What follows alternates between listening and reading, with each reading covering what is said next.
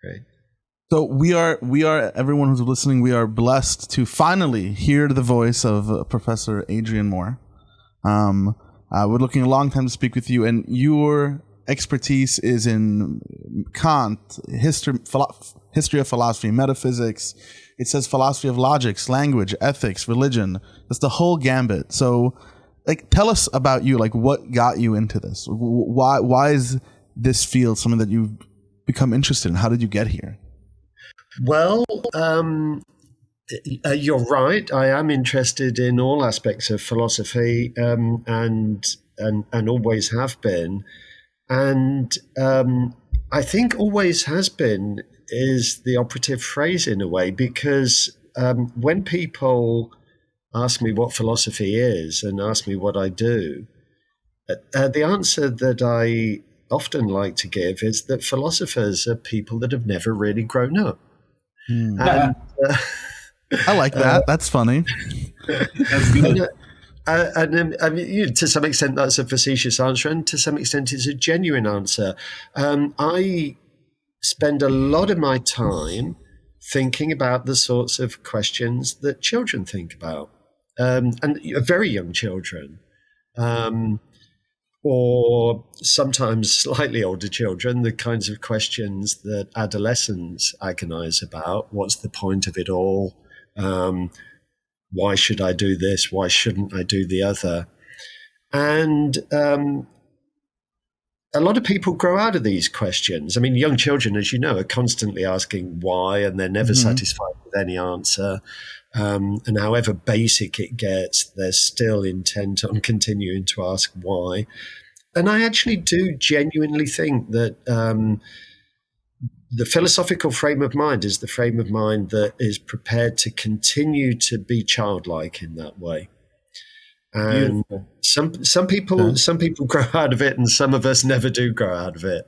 And I have always been interested in these big questions. As for why my philosophical interests range as widely as they do, I think I'm lucky in that I'm as old as I am. So that's paradoxical. I was just talking about the fact that I've never really grown up. But when I say I'm lucky, in being as old as I am, that's a rather different kind of comment. That's a comment about the profession. Because young people in the profession now, young academics studying philosophy and teaching philosophy, are under a lot of pressure to specialize in a way that I wasn't when I was starting out in academia. They're under pressure to specialize because the job market's pretty atrocious. They have to make their mark. They have to try and demonstrate that there's something that they can do that's really distinctive. And they end up really focusing quite narrowly through no fault of theirs. I wasn't under that sort of pressure. I could continue to indulge my childlike curiosity across the full range. So, yeah, I'm interested in philosophy and have always been interested in philosophy. When you say childhood curiosity, I'm remembering something that I learned. I don't remember if it was Schelling talked about, like, the way in which a child, like, holds a ball in his hand, and they just...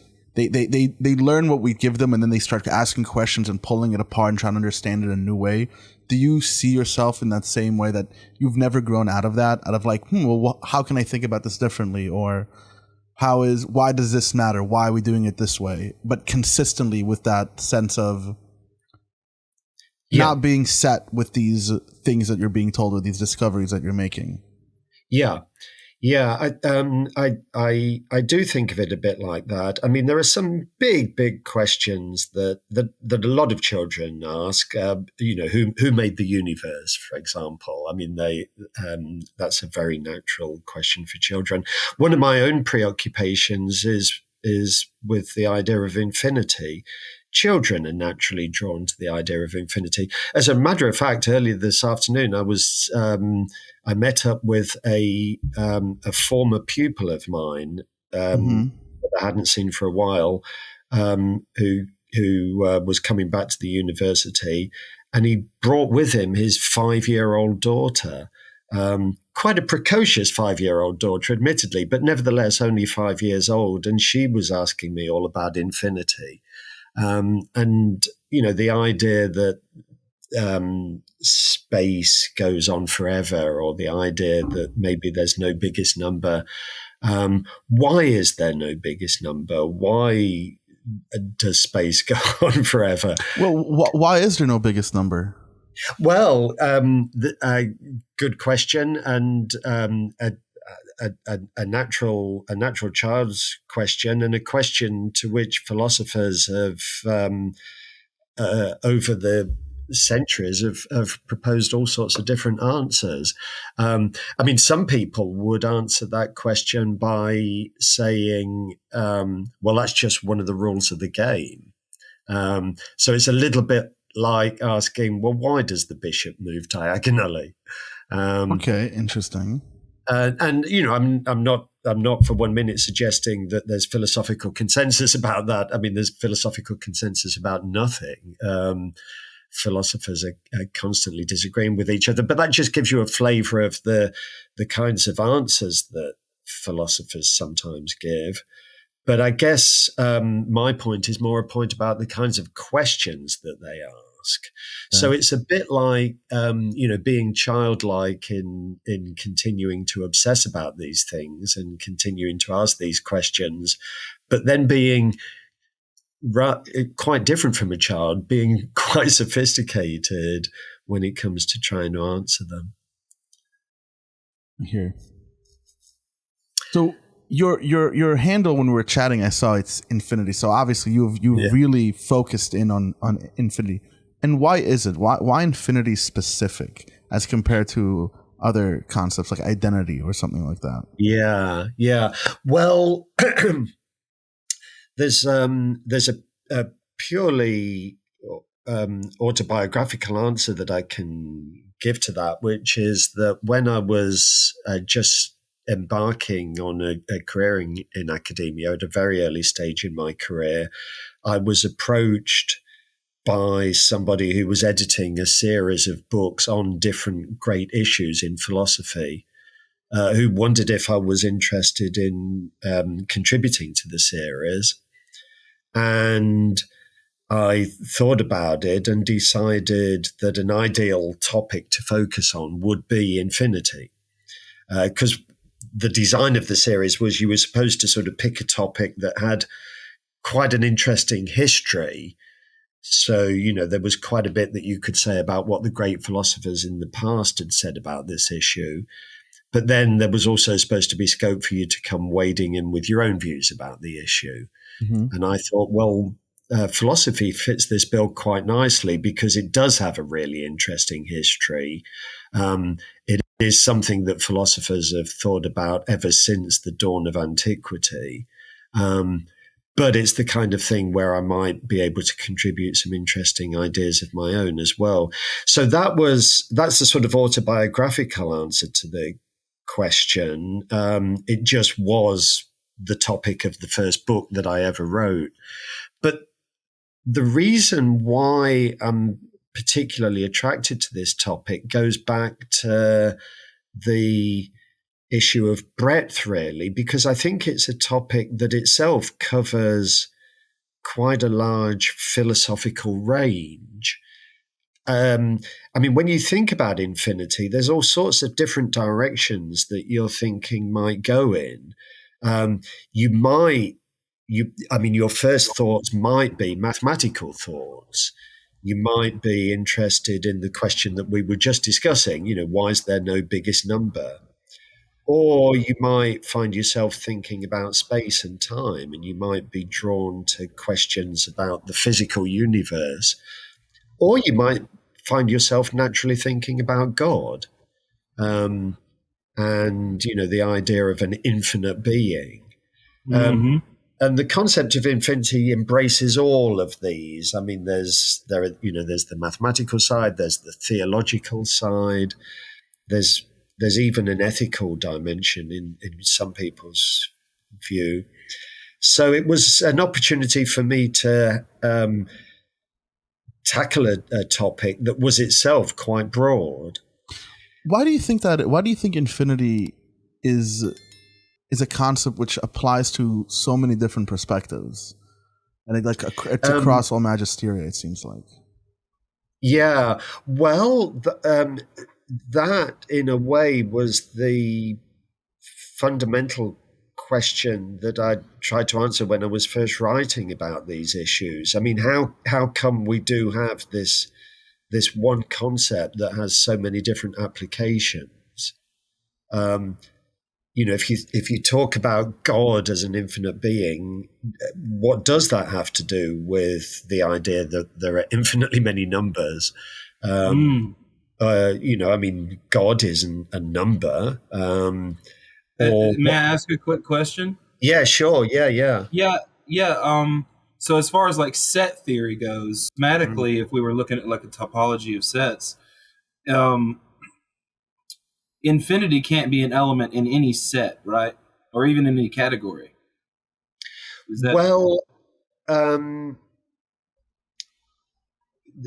People used to think that.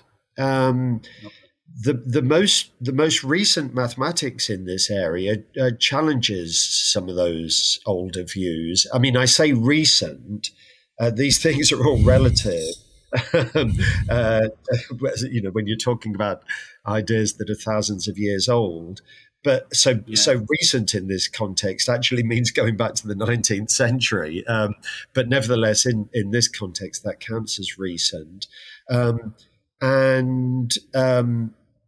In the 19th century, there was one mathematician in particular, a German mathematician named Cantor, who argued that old preconceived ideas about infinity in a mathematical context could be challenged. And you could have sets with infinite elements as members. And in fact, you could even measure how big infinite sets were, according to Cantor. I mean, it all gets really quite heady and quite... man, I bet. Yeah. But that's the mathematical side of things. But of course, that aggravates the original question, which is, what the hell does any of that have to do with theology? Yeah. But Cantor is a really interesting guy as far as that goes. Maybe I can say a little bit about Cantor, this 19th century mathematician. So first and foremost, he was a mathematician, and he revolutionized mathematics, and in particular, he revolutionized mathematics by arguing that you could do serious mathematics about infinity. And for a long time, mathematicians had thought you couldn't do that. I mean, they thought that infinity was hovering in the background all the while, but they didn't think you could do serious mathematics about infinity. And Cantor came along and said, well, actually, you can. And you can distinguish between different orders of infinity. And you can distinguish between different infinite sizes. And there are various different infinite numbers. And you can add them and you can multiply them, just as you can add finite numbers and you can multiply finite numbers. So he developed this whole branch of mathematics, which nowadays people refer to as transfinite mathematics. That's what they call it. But the reason that I'm mentioning all of this, and the reason why it's interesting in connection with what we were just talking about, was that Cantor was also very religious, deeply religious. And he believed that his mathematical abilities were a God-given gift, which enabled him to talk about the infinite in a really rigorous way, and enabled him to talk about the infinite in a mathematical context, but also he thought enabled him to talk about the infinite in a theological context as well. And he thought this was giving him a kind of vindication for some of his theological beliefs. Do you find him to be in the same tradition as a lot of people during his time who they used math and to try to prove God or validate their theological beliefs? That's a really interesting question. I mean, in fact, there's a simple answer to the question, which is no. He didn't try to do that, but it's a really interesting question because, in a way, what he tried to do was the exact opposite. I mean, part of what's going on is that he had all this sophisticated mathematical machinery. And he had all these different orders of infinity, bigger and bigger infinite numbers. But at the end of the day, his view was none of this really does justice to the infinity of God. Okay. So the view was the infinity of God surpasses all of this. You've got this mathematics that gets more and more complicated. You've got these numbers that get bigger and bigger. But the view is ultimately there's something that goes beyond all of this. And his view was that's where we should be looking for God. And in a way, what it is it's an article of faith. It's not something that can be proved in mathematical terms. But the mathematics helps to make clear what you're supposed to have faith in.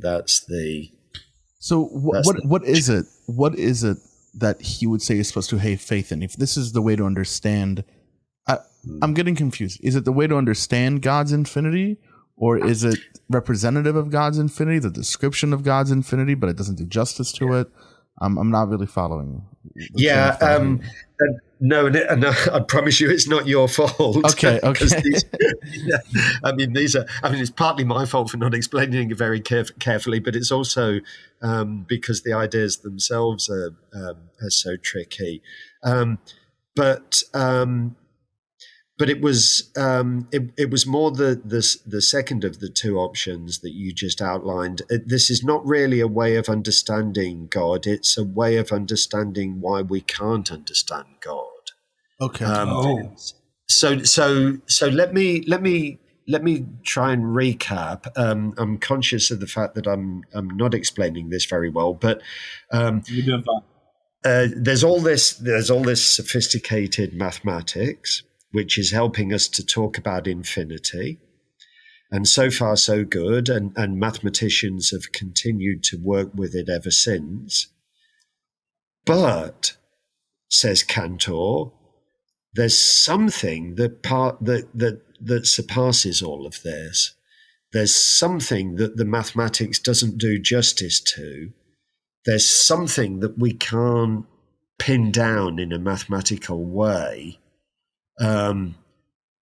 Or at least there would be if such a thing existed, and that's what faith in God is. Faith in it's faith in something that goes beyond what we can understand, and certainly goes beyond what we can understand in a mathematical way. Is this somehow analogous to Kant's noumena?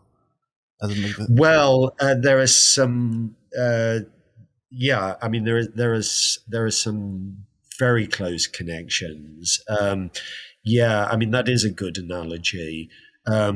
So Kant is this 18th century thinker who believes that there's a fundamental distinction between how things appear to us and how they really are. And he believes that all we ever really understand, all we ever really have access to is how things appear to us. But we can have faith in certain claims about how things really are. And in particular, one possible article of faith is a belief in God. And that would be a belief about something in the realm of how things really are. You just used the word noumena, and for these purposes, that's just an equivalent to how things really are. Mm-hmm. I talked about the distinction between how things appear and how they really are.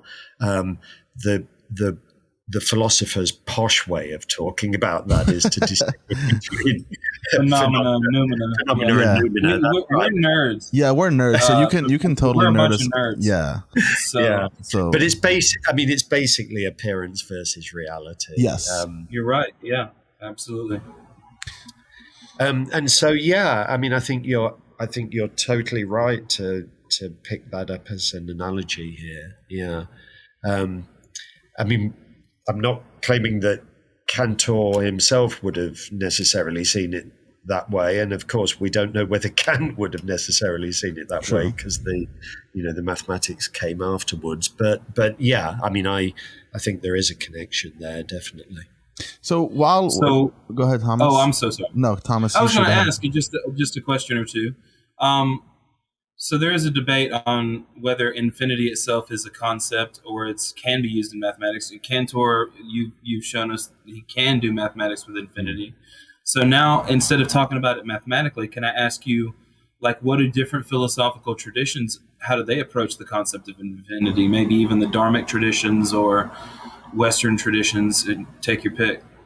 Yeah, there's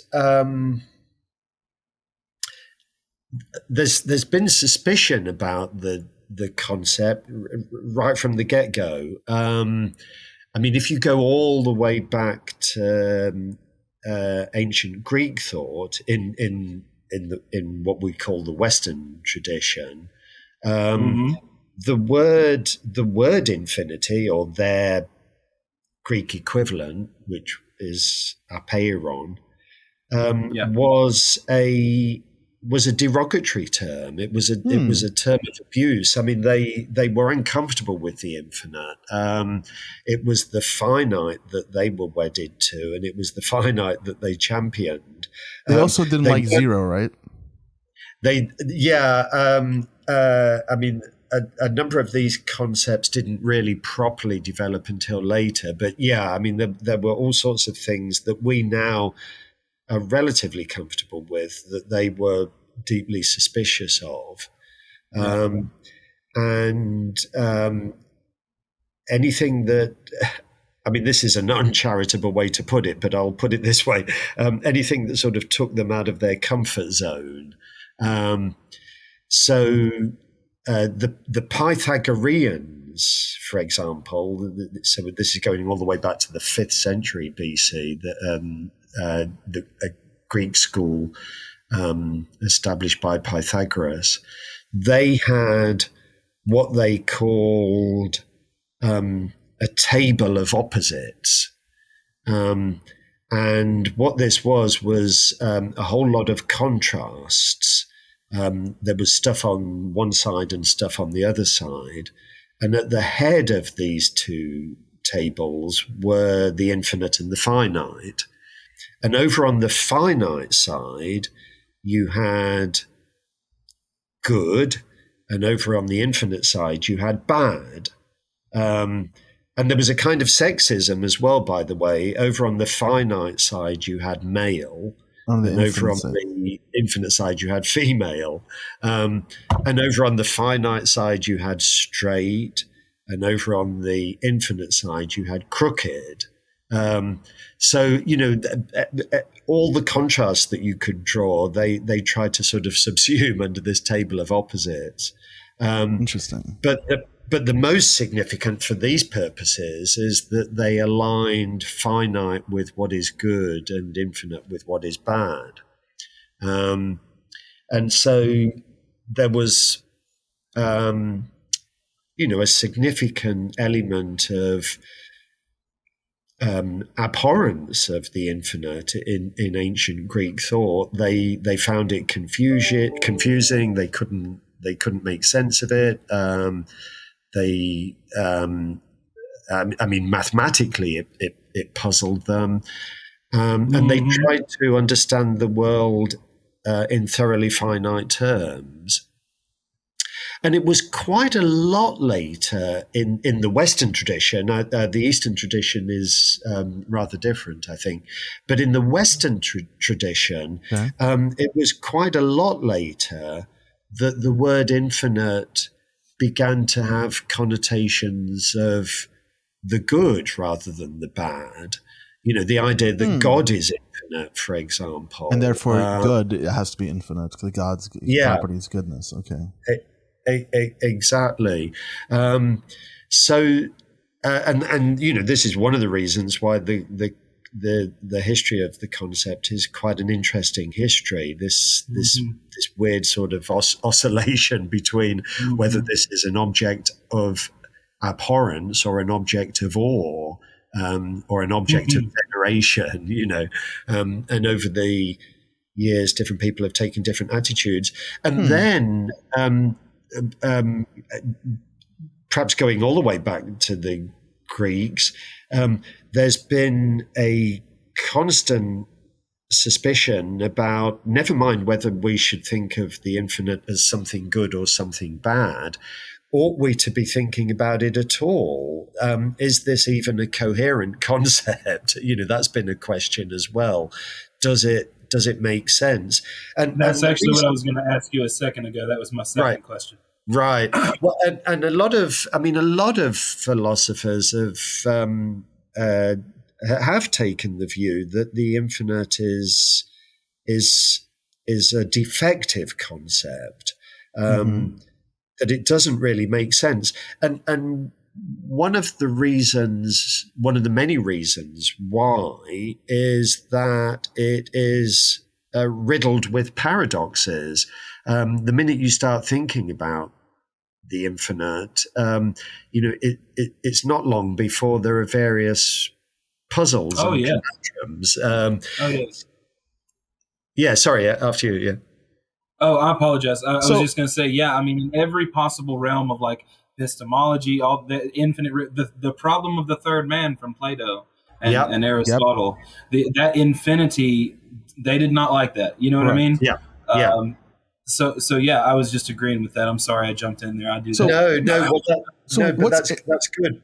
Yeah. What interests me here is that we talked about like the whether infinity is good, infinity is bad, and when you said they didn't embrace paradoxes, as infinity creates all these different paradoxes, I also find like in modern time, postmodern philosophy, there's much more of an embrace of paradoxes. Historically, is this tied to the embrace of infinity as something worth exploring or not exploring? So that's a really, really interesting point that you've just made, because in contemporary thought, you find a lot of people only too happy to talk about the infinite and to embrace the concept of the infinite, but for two completely different reasons. Okay. So on the one hand, you've got mathematicians, for example, who think, Cantor has now shown that it's not really paradoxical at all. So one of the things that Cantor did was take what seemed to be paradoxes and show that you can actually think about the infinite in a perfectly consistent and rigorous way. And things that people had thought were counterintuitive and paradoxical, Cantor came along and said, no worries about this. We can make perfectly good mathematical sense of this. So there are some people these days who follow Cantor and say, we can work with the concept of the infinite, and we don't need to worry about paradoxes. So you've got that on the one hand. Mm-hmm. But then on the other hand, and this is the point that you were just making, you've got people who perhaps, we could call postmodernist thinkers, who embrace the concept of the infinite precisely because it's paradoxical. Yeah, exactly. So, these are the guys who say, this is all this is all a tissue of contradiction and confusion and such like. And isn't that great? Because we love contradiction and confusion. So you've got these two completely different ways in which contemporary thinkers are happy to embrace the infinite. And of course, you didn't have either of those in ancient Greek thought. Because if you go back to ancient Greek thought, on the one hand, of course, they were not familiar with this mathematics. Obviously not. This is a much later development.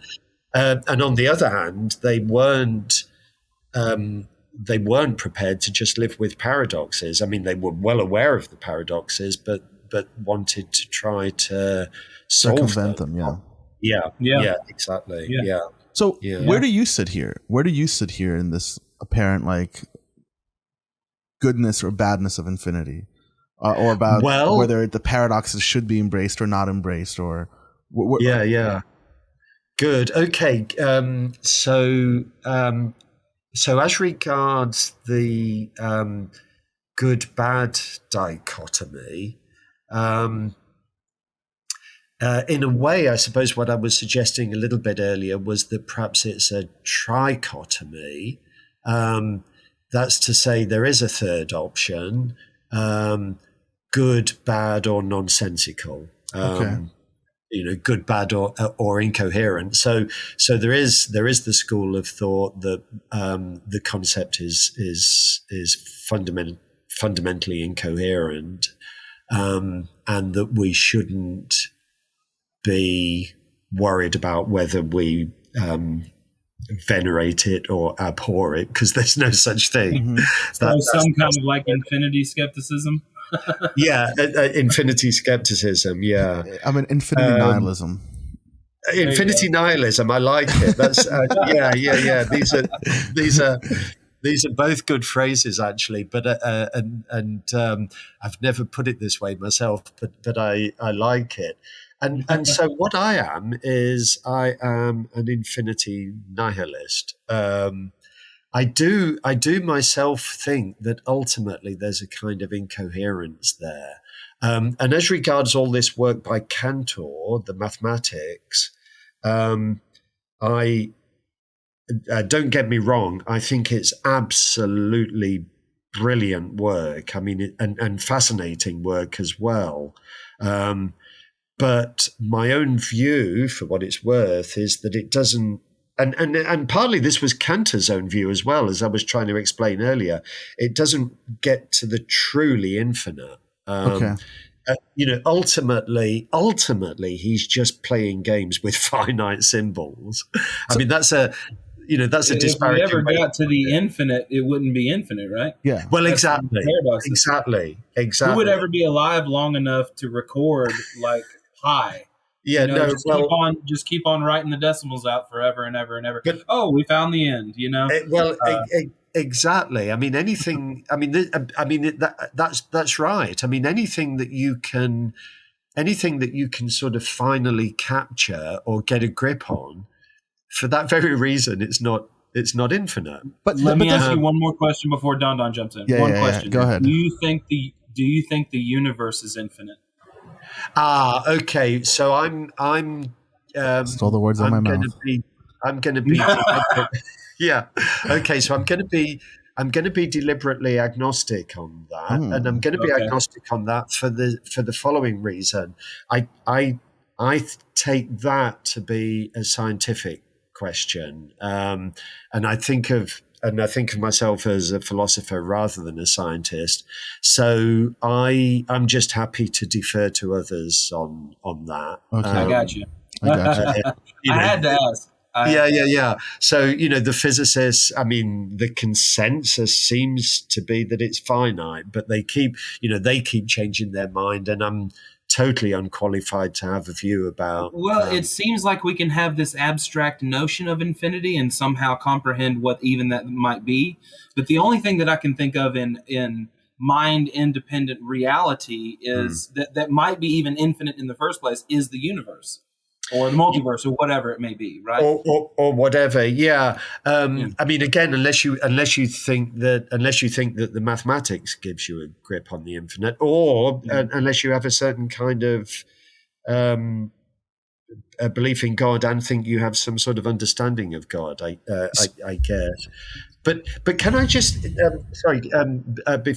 before I let you come back with a question, can I just say a little bit more about my own views? Because in a way, so far I've only given you half the story. True. Because your question was, well, okay, what's my own take on this? And I said, well, my own take on this is that the idea of the truly infinite is ultimately incoherent. And the reason that I say that this is only half the story is that if I was to stop at that point, that would, I mean, obviously that would sound quite dismissive. I mean, it would sound as if I was disparaging the concept and repudiating it. Yeah, that's where I was going. Yeah. So, but that's not my view at all. So what I like to think is that it's, if I can put it this way, valuable nonsense or useful nonsense. Okay. Valuable nonsense. Is that like a pragmatic approach to it? Well, to some extent, it's pragmatism. Yeah, because the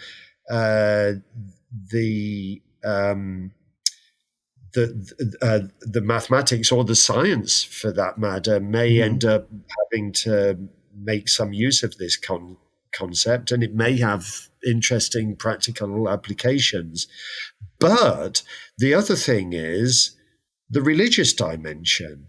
I mean, again, for what it's worth, I am somebody that has a lot of sympathy for religious thought, and the kind of religious thought that makes use of the idea of infinity. The very idea that I'm dismissing as nonsensical, and the way in which I like to square that circle is by saying, well, even finite creatures that we are, we sometimes have to resort to nonsense. It's the best that we can do. It doesn't make sense. It's beyond our comprehension.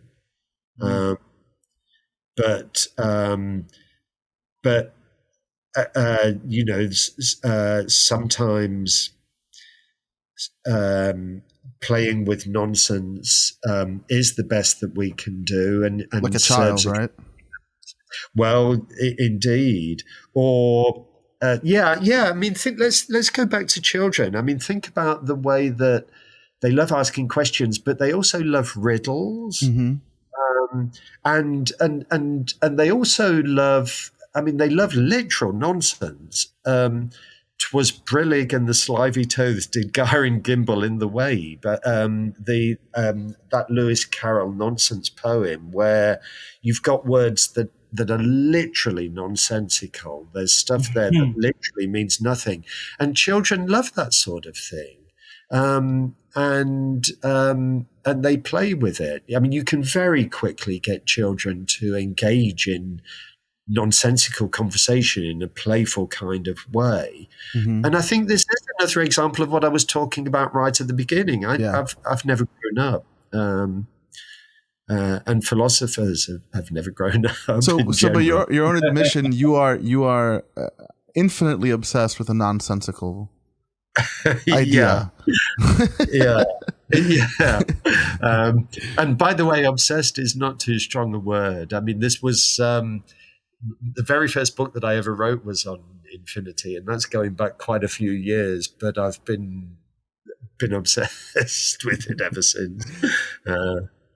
I like to also think, how does this play into morality, the existence of morality? How does the infinite play in that domain? Because we talked about people's attitudes towards it, about how infinite was good or infinite was bad, but through your work thinking about the infinite, and how we relate to it, whether it be through nonsense, through play, through a useful tool. What is its role when we make normative statements? What is its role when we decide whether we should do something or we shouldn't do something?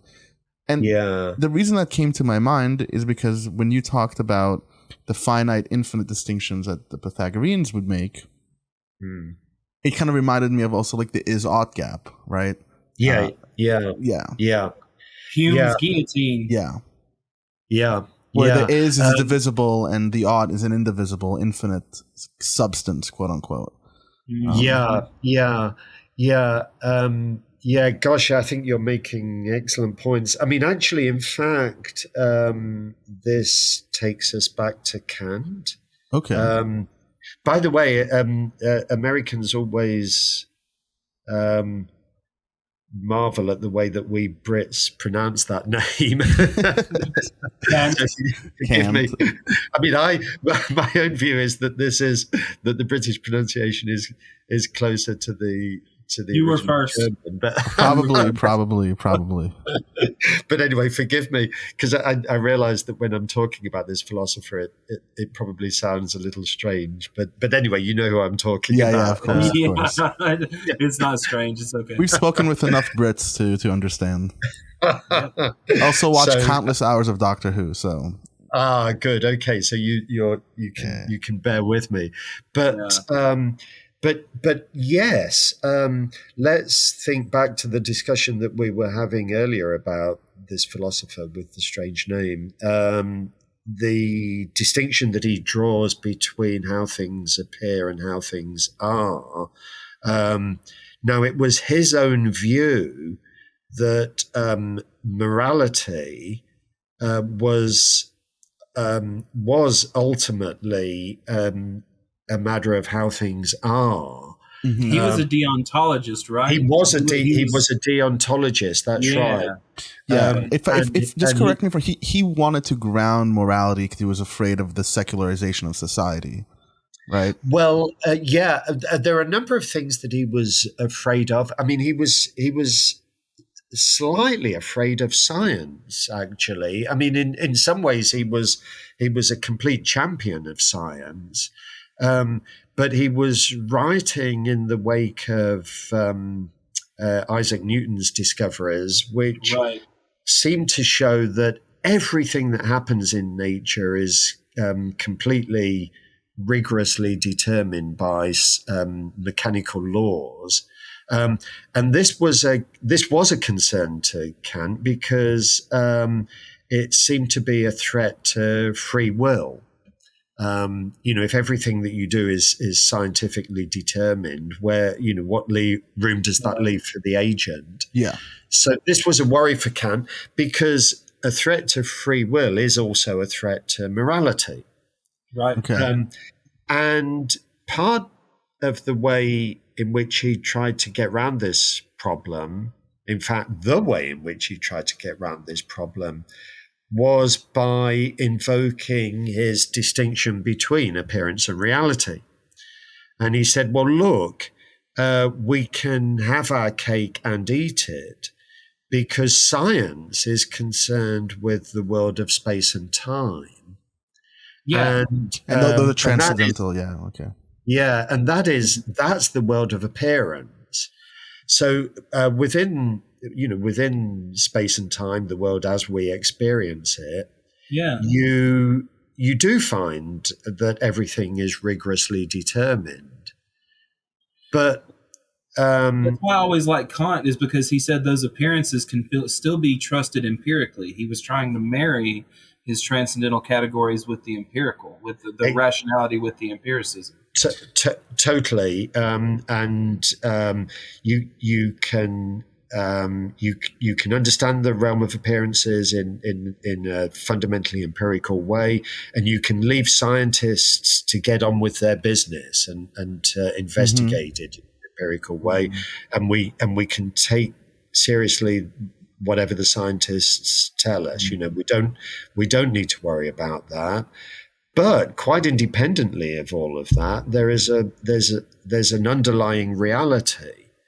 And that underlying reality is home to a kind of infinity. And And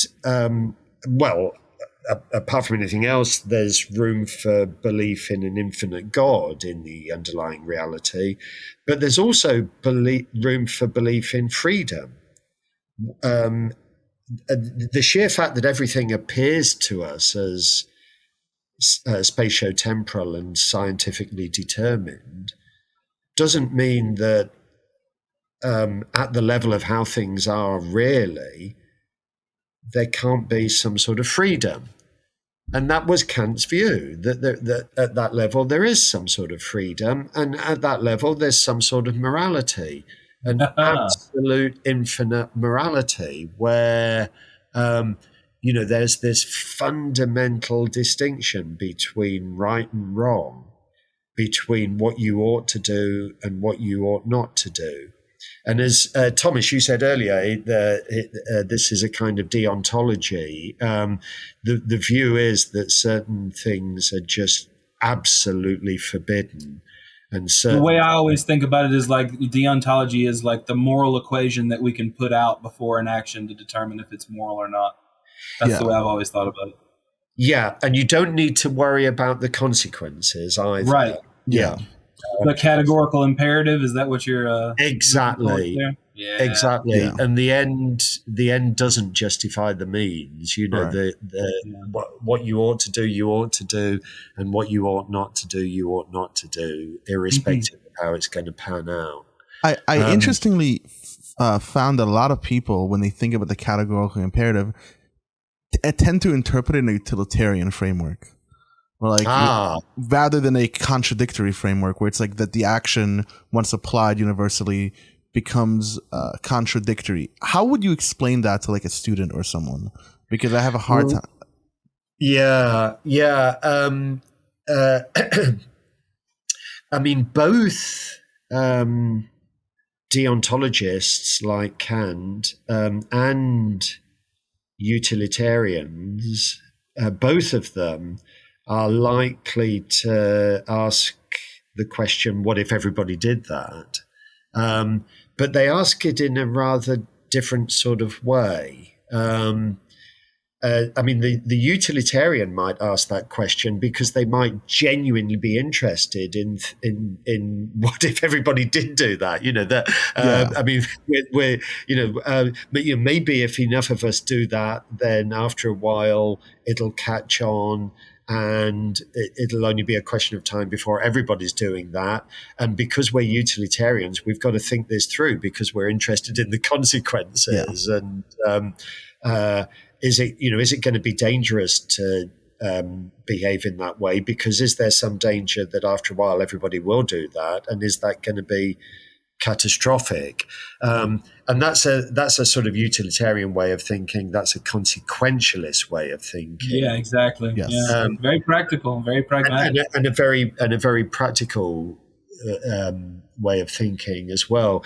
Now, a deontologist like Kant is going to ask the same question, but is going to ask it in a very different kind of way, because Kant is going to say, look, there are certain rules of right and wrong. There are certain things you just must do. There are certain things you just mustn't do.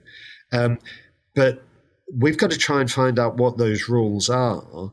And one way in which we can try and find out what those rules are is by asking, well, what if everybody did that? So, here I am. Let's suppose I've got myself into a situation where I'm trying to decide whether or not I can tell a really close friend a lie.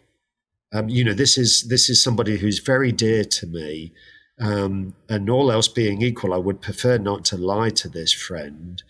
But the situation that I find myself in, I'm thinking, well, maybe this is an exception where it would be okay to lie. So I'm trying to decide whether I can tell a lie in this case or not. Now, Kant comes along and says, okay, ask yourself, suppose you're on the brink of deciding that you can tell a lie. Ask yourself, what if everybody did that? And and this is no longer supposed to be a consequentialist thought. This is supposed to be a way of trying to find out what the rules are, because whatever I'm supposed to do in this situation, it should apply to everybody in every situation, because that's what rules are like. It ought not to depend on circumstances. So if I can get away with a lie here, then other people can get away with lies in situations that they find themselves in. And Kant thought that eventually this would undermine itself, because if people start allowing themselves to make exceptions of themselves, the whole institution of speech is gonna disintegrate. You can't have a conversation unless there's a basic trust that other people are not lying to you. I mean, of course, we know that other people often do lie to us. I would say most people lie. And I mean, whenever you're talking about Kant, I mean, even if you find this argument unpersuasive, which ultimately I do, but if you're going to be fair to Kant, I mean, it's very easy, if you're not careful, to sort of caricature him as rather naive on these questions. And of course, he's well aware that people are lying all the time. And he's well aware that society doesn't disintegrate as a result of that. So I'm slightly caricaturing the argument, but you get the flavor of it. Yeah. Yes. Yeah. So just to make it a little more spicy, you said that you don't buy into the deontology. Do you yourself embody things in a more consequential way? Well, it's yet another example, actually, where my answer is I prefer a third alternative. Okay. Because I mean, it's true that consequentialism and deontology are often portrayed as the two main schools, the two that are opposing, before an action or after an action, and they're radically opposed to each other. But of course, that leaves room for the possibility that there's a shared presupposition, that they're both making, and that there might be room for a third alternative. And interestingly, this takes us back to the ancient Greeks, because there's no doubt that ancient Greek ethical thought did present a third alternative, something that is neither consequentialist nor deontological. Is it virtue epistemology? Yeah, exactly. So spot on. And just to sort of try and give a flavor of what's going on here, the worry that a virtue ethicist has with both consequentialism and deontology is that the virtue ethicist will say, well, look, both of these guys are obsessed with actions. They're both raising the question, what ought I to do in a given situation? What action should I take in a given situation? And the virtue ethicist thinks we ought to be more interested in what kind of people we are, rather than what actions we ought to be doing. So intention? That's certainly going to be relevant. Cultivating certain kinds of character traits. What you intend to do is going to be a significant part of that. By the way, sorry, I'm interrupting myself, but if I may, there's a question that I'm keen to ask you too. Yeah, go for it. I love to be asked questions. I ask questions all day. Well, I'm just incredibly struck by your questions, and I was wondering whether you have any kind of philosophical background yourself, or whether you just specifically mugged up for this interview. No, I have a degree in psychology, and my minor was in philosophy. Okay. I mean, yeah. I couldn't believe that that it was. So that it was philosophy is my lifelong passion, and so is okay. psychology. So I'm obsessed with both. Okay, because you guys are very, very knowledgeable. What can I say? That means a lot. You've Thank you so much. you made my means a lot to year. me. You made my year. No, I mean you're I mean they're really interesting questions that you're asking, but they're also really knowledgeable questions, and I was just struck. It reminds me, by the way, sorry, if you'll excuse me going off go ahead. A tangent, but this is just an anecdote. This isn't philosophy, but one of my trips to the States, this is a few years ago. I think it was Atlanta, and I flew in, and I was going through immigration, passport control. And you know what it's like. You know, you've been on an 8-hour flight and you just want to get through as quickly as possible. Yes. The immigration officer said to me, "Okay, so what are you here for?" And I said, "Well, I'm attending a conference. I'm an academic." And he said, "What's your subject?" And my heart sank because I'm often asked that question, and the answer is philosophy, and quite often the reaction is either what the hell's philosophy, or the reaction is sometimes aggressive and disparaging. What's the point of philosophy? But so anyway, I said, he said, "What's your subject?" And I said, "Well, I study philosophy," and then quick as a flash, he said, "Ancient or modern?" Which was not the question that I was expecting. So I said, both. I mean, I was taken slightly off guard. So I said, well, mostly modern. I think actually I did say I've got an interest in both, but mostly modern. And then he said, continental or analytic. And this was a level of specificity that I really wasn't expecting. Mm-hmm. So I said, well, I'm trained as an analytic philosopher. And then he looked at my passport and he said, well, yes, with a name like Moore, that's understandable. And like so, of course, Moore. Exactly. I mean, he was thinking about G.E. Moore. That's right. Yeah. So at this point, it was irresistible for me. I mean, this is the reason that I was reminded of this anecdote. It was irresistible for me to ask him a question because I thought this is somebody that obviously knows what he's talking about. So I said, gosh, have you studied philosophy? But he wasn't prepared to answer my question. Most people don't have the time for it. They just they get annoyed by it. They get frustrated with it. They just don't want it. I mean, I just can't help but think about it. There's now, anytime I have a question or a problem, I can't stop. Yeah. I accidentally fell in love with it.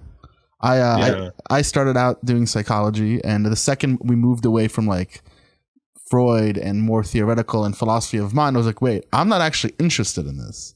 I was interested in the philosophy the whole time. But since we've turned the tables, and since I'm the one that's now asking you questions, okay. Can I ask, out of curiosity, did what I said right at the beginning resonate with you? I mean, do you think of it as a childlike activity at all? May I real quick? Yeah. I think I still have access to the child inside of me, and I don't know how that's connected to whatever my imagination is, but I can imagine that being infinite.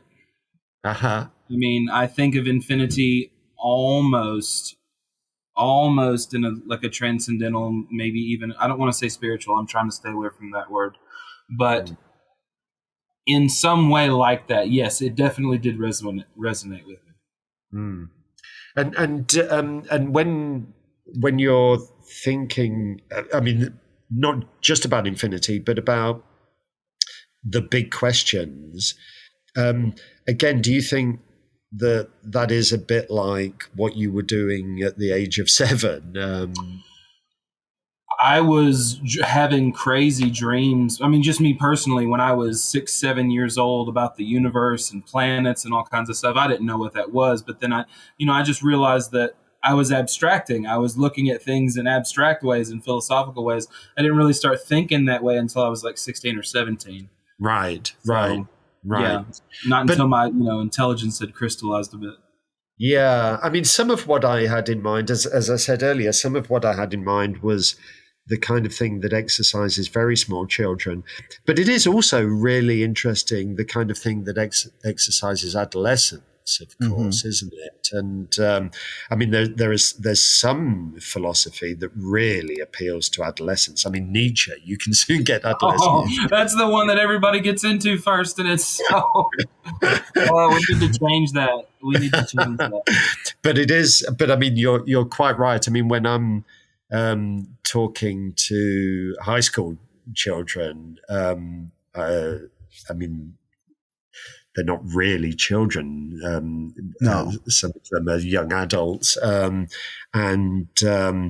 talking about whether they should perhaps think about studying philosophy at university. If they've had any exposure to it, you're quite right. That's often they've been exposed to. Yeah. And talking about children, I'll do like a two-prong because I also want to answer the question. I grew up in Israel, so I think a lot of my early thinking was, why do we have such a conflict between my neighbors? Or we're so similar. We eat the same food. We like the same music, right? They live right across on the other side of the road, but yet we're in eternal conflict together. And I think that's really when I first started really thinking about concepts like death, because we were in war. And that didn't leave me for a long time. And I also lived in a pretty religious background when I was growing up, especially when my family immigrated to the States. And then dealing with that concept of God. And it never escaped me. Yeah. But when it comes to children, I saw in your bio, you were a high school principal for a couple of years?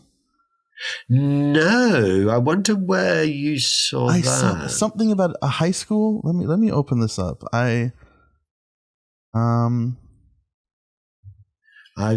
never. Adrian, have you ever worked with children? I only informally. I've never been a high school teacher. Would you agree that we need more philosophical education in high school? Yeah, let's just go. I misread something. Never mind. For some reason, there was a website that said St. Hugh's School, principal of school instead of college. Oh, so. I wonder what that's a slip somewhere, and I wonder. I mean, actually, to be honest with you, that sounds like the kind of thing that ChatGPT would say. Well, it's not from ChatGPT. We just had a whole episode about AI and ChatGPT lying. But actually, I have an embarrassing reason. I have an embarrassing reason for making that comment, which is that this really is embarrassing. But I did that thing which I hardly dare admit, which is I did ask ChatGPT, what can you tell me about A.W. Moore? What can you tell me about the British philosopher A.W. Moore? And some of it was quite accurate, actually, disconcertingly accurate. But there were some slips of just that kind, where it was not quite right. Maybe a reference to a school rather than a college. I looked you up on there as well, and it said pretty much everything that you've mentioned. It also lists some of your works. It's about 4 paragraphs. So where are you looking? Which site is this? This is chatopenai.com. Is that the same one you're using? So I'm not familiar with that. And it says it mentions St. Hugh's School, does it? Somewhere? So this is the one that's advertised on the news and everything else. Chat.openai.com. Yeah, that's ChatGPT. I think where I saw school, because now that I'm on the website, it obviously says college. I remember looking at it through Bing AI or whatever. regardless of the point, that's just a faux pas. But okay, no, not to worry, because it is an interesting question. I have informally worked with children. I don't have children of my own, although I've got godchildren. I've got nephews, nieces, and actually I've always really enjoyed hanging out with children, I must say.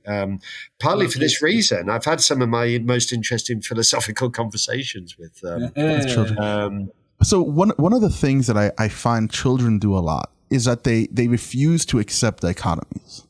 You'll give them, this option or this option. They go, why those options? They always question that. Yeah. And throughout our conversations, I presented you with a lot of dichotomies, and the first thing you did was break them. Yeah. And but here's another interesting thing, though, because they're really curious children, because the other thing that they will do, to some extent, it depends whether they're on the receiving end or giving it out, so to speak, because you can also find children forcing dichotomies on you. So, for example, the sort of thing that a child might well come along and ask, which would you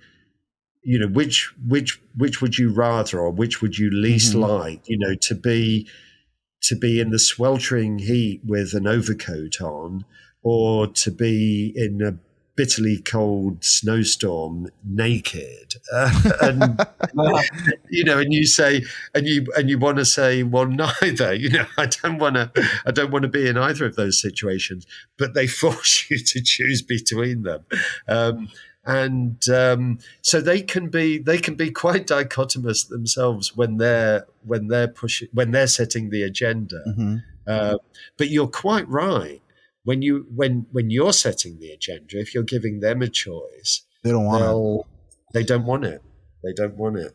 And I think a lot of adults get complacent with that, especially in today's political landscape. I see that as where adults they get presented with two sides or two positions, and they either embody one side or the other side.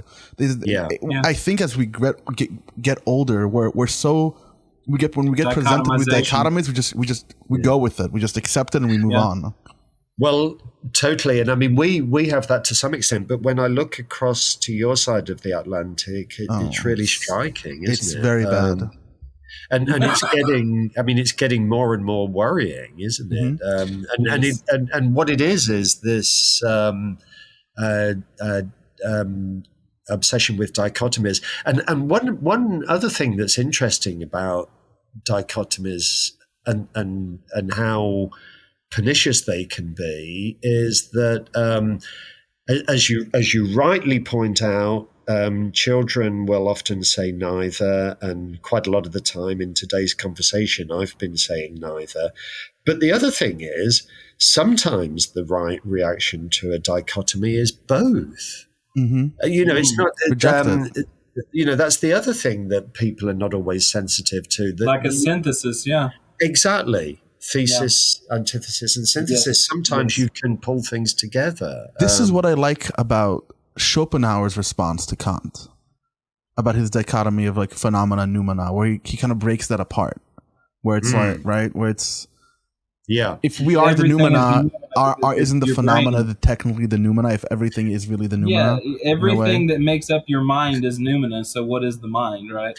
And also, a lot of the people that came immediately after Kant did try to escape from Kant's own dichotomies. So Hegel is another example, and that's very, very much a feature of Hegel's philosophy. And sometimes Hegel is saying neither, and sometimes Hegel is saying both, and sometimes he's saying both and neither. Exactly.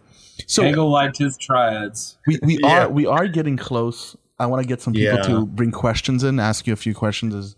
If you're interested, jump in the callers queue. But the last thing I want to ask you is, since you obviously are aware and you're paying attention to like the political landscape, what would be a philosophical work that you think it would help people navigate this landscape better if they read it? Oh gosh.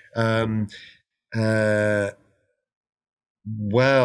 one of the great works in political philosophy, I guess, is Rawls's theory of justice, with a great 20th century work, which has been very influential in academic circles, but perhaps deserves to have an influence beyond academia as well.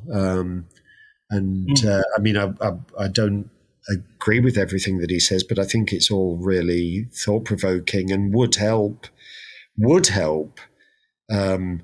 people nowadays to free themselves of some of this dichotomous thinking. Yeah. By the way, sorry, I'm really sorry about this. I'm happy to answer questions, but I do also need to go quite soon, I'm afraid. Okay, so let's just do one question that someone's been waiting since the beginning. Salman. Okay. Well, one question, and then I guess we'll end it right there, because we are literally at the 1:30 mark. So, right. So Salman, you're coming into the queue. You can unmute and ask your question. Okay, one good question. I'll try my best to make it quick. Yes, please. Thank you. Okay. My question is a question about your answer to Thomas's question earlier. Can the universe be infinite? Oh, okay. I am like you. I lean towards finitism or infinity nihilism, like you called it. I think the concept of infinity is self-defeating and incoherent. So, similar to the question, can we find square circles in the universe? It seems to me the answer should be no, based on the logical analysis of the consequences of what a square circle implies, a contradiction. Yeah. So why would you not be comfortable to claim that about the universe and leave it up to science? Yeah, that's a really good question. And you're quite right to pick up on that, because it does mean that what I said earlier was oversimplified. I mean, I earlier said that I didn't want to pronounce on that because it was a scientific question. But you're quite rightly picking me up on that, because after all, if the concept of the infinite is incoherent, then it's not a scientific question. We're in a position to say the universe can't be infinite because nothing can be. So fair enough, fair game, and that's an illustration of the fact that what I was saying earlier was oversimplified. I hope it's infinite. Yeah, quite a lot of what I've been saying is oversimplified. I mean, very, very, very roughly, what I meant was, even if I'm right to think that there's a kind of incoherence in the concept of the infinite, and it sounds as if that's what you think as well. It sounds as if you and I agree about that.